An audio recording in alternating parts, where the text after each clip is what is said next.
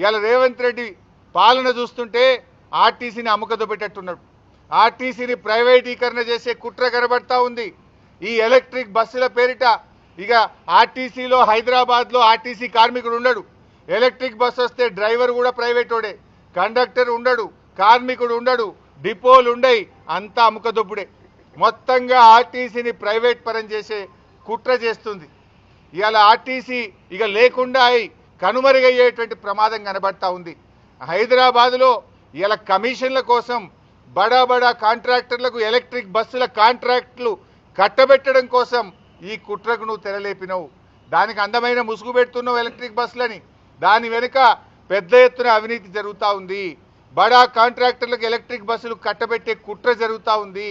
ఇవాళ దాంట్లో భాగంగానే ఏం చేస్తుండు, ఎట్లా ఎలక్ట్రిక్ బస్సులే ఆర్టీసీ బస్సులు ఉండేవి కనుక ఉప్పల్ మియాపూర్లో ఉండేటువంటి వర్క్షాప్లని ఇలా అమ్మేస్తుండ్రు రేవంత్ రెడ్డి. ఎన్నో ఏండ్ల చరిత్ర ఉన్న మియాపూర్ వర్క్షాప్, ఉప్పల్ వర్క్షాప్ రెండింటిని అమ్మకానికి పెట్టిండి ఇలా రేవంత్ రెడ్డి గారు.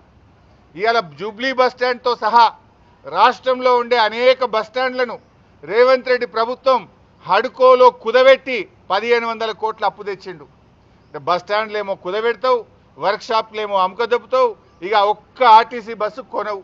ఉన్న బస్సులన్నీ ప్రైవేట్ కాంట్రాక్టర్లకు ఇచ్చి కిలోమీటర్కు 59 రూపాయలు కట్టబెట్టే కుట్ర చేస్తూ ఉన్నావు.